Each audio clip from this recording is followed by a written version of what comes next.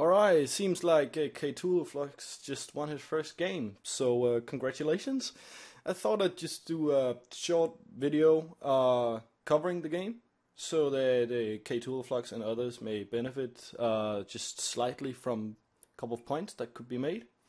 So Ktuluflux played black, and his opponent opened with the most popular move at all levels, e4. Looks like this.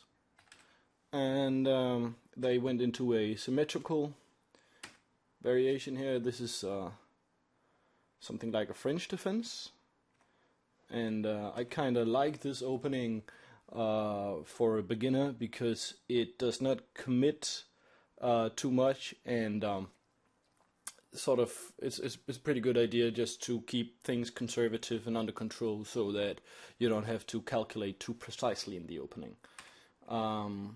Then this h3 move was played, possibly to prevent a knight ever landing here, but it's sort of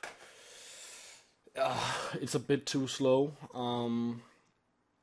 Then Ktuluflux plays b6, perhaps with the idea of coming up with the bishop to b7. That would be very logical place, classical place for the bishop to be on the longest possible diagonal, attacking the maximum amount of squares, and also having an influence on the center of the board, which we know is very important.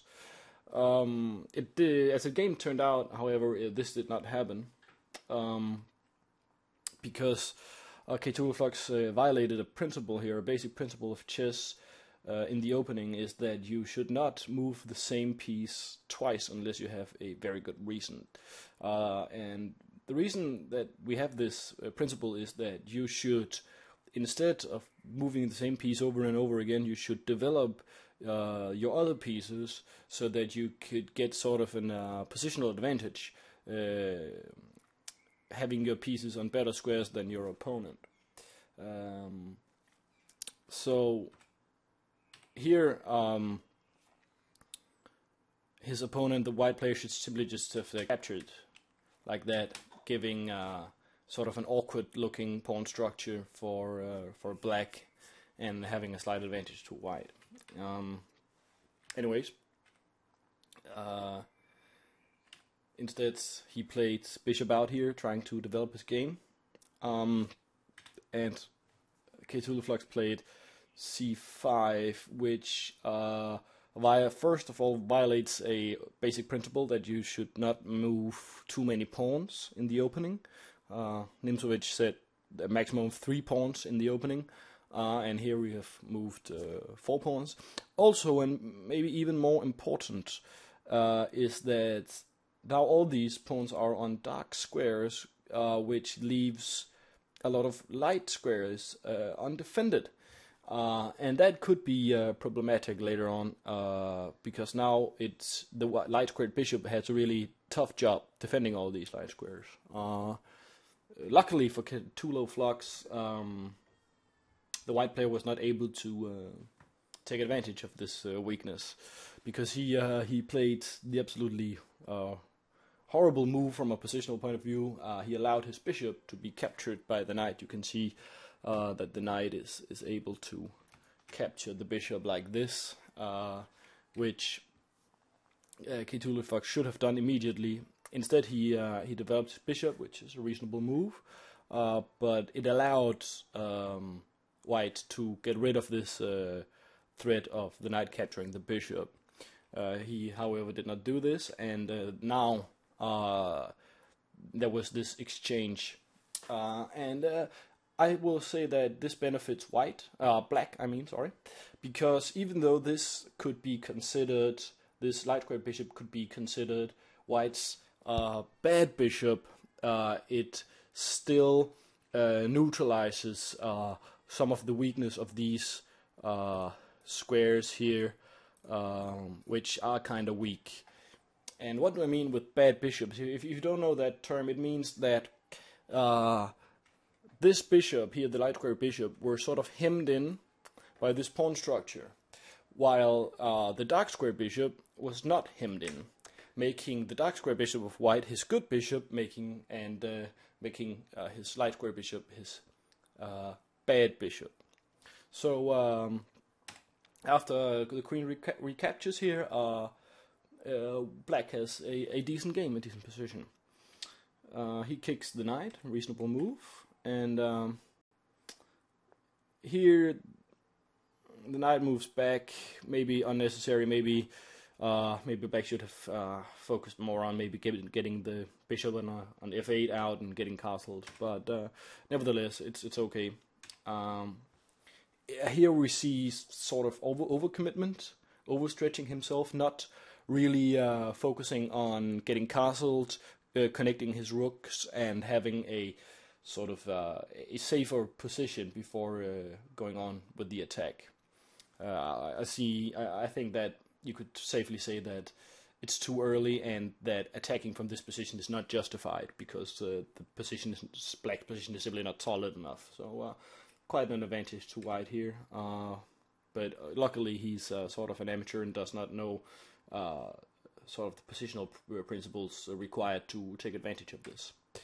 And the game develops slowly, and seems like it's sort of a game of cat and mouse, trying to each player trying to just wait and see if a exploitable weakness will open up, and white player castles, having a pretty nice and safe king, still a slight advantage to white. And the knight is chopped off. It's a pretty good idea, since the knight was really a bone in black's throat.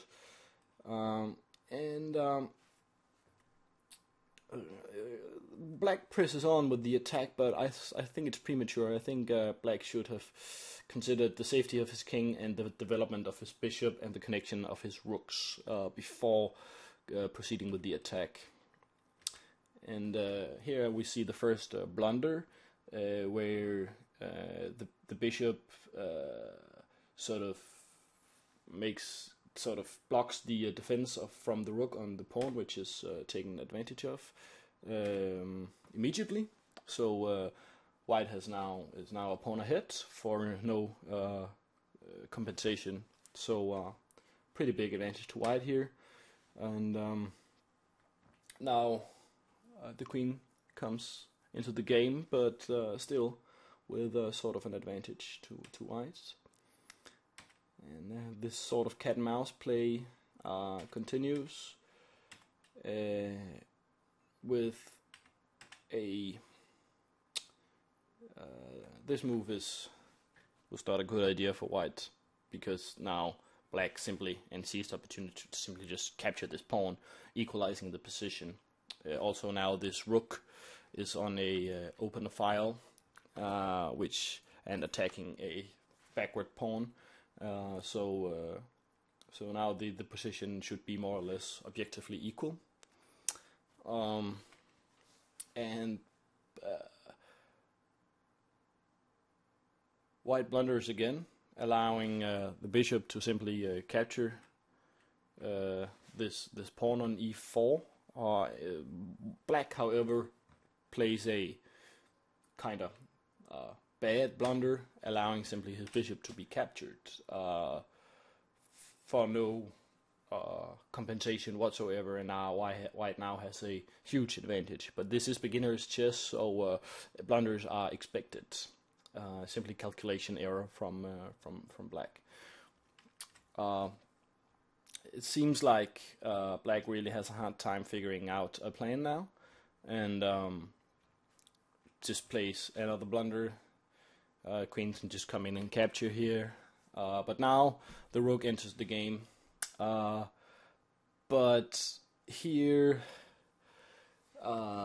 white really could capitalize on his quite big material advantage by playing moves such as this, which he did, and the king moves, and here he played f2 to f3, and really he did not. That's not really a strong move. Instead, he should have played simply knight up here, attacking the rook and the pawn, forcing the rook to move, and then he could have come in here, capturing the pawn having a huge attack with a very nicely placed rook here on this file, very aggressive queen, and a bishop ready to capture this pawn. So this would pretty much mean, mean that black would be more or less toast. A variation could run something like this, and as you can see, black is just crammed into a corner with no counterplay whatsoever. Fortunately, white played f3 and allowed black to drum up some counterplay like this, and white really didn't sort of know how to capitalize on this attack, playing moves that really did not help him that much. Here, however, black played a very, very bad mistake, because here simply the bishop could be captured for no recompense, and just after that the queen could be captured. So I think this is a result of what is called steaming in poker. Like, you play one bad move and then you get all excited, and maybe you feel bad about yourself, and then you can't calculate properly and just place another bad move. Like in poker, you lose one hand and then you'll quickly lose judgment and lose another hand. But here, white for some reason did not capture the queen and played this move instead. Maybe he saw a forced mate or something, but there is no forced mate. Simply king captures, and still a huge material advantage to white, but not as much as just capturing the queen. Anyways, white allows mate and 6 moves at most here with decisive blunder, queen to d7, and now black Ktuluflux played the decisive move, and there's actually nothing to do here. It's only sort of way that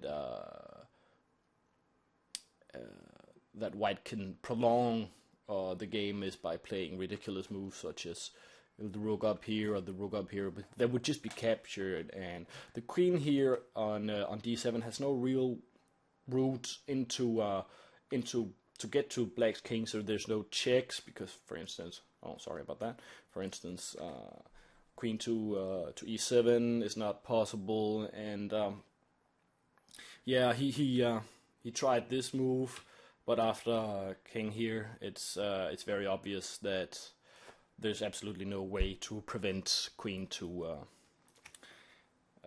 g2 with a checkmate. So I would say that it's a pretty decent game, and some gross tactical errors, but not more than could be expected from a beginner, and pretty nice opening. And I would recommend for Ktuluflux some tactical training and some getting a little more comfortable with the basic principles of chess. Getting to know about good bishops, bad bishops, weakness of position, weak squares, and sort of all these positional ideas that can greatly help your game. In that, if you know about these principles, you can sort of evaluate the position much more easily. And when you can evaluate the position more easily, you can you know what moves to look for. So, but congratulations! I think it was a fine game, and I wish you the best of luck in your future chess life. Have a nice day.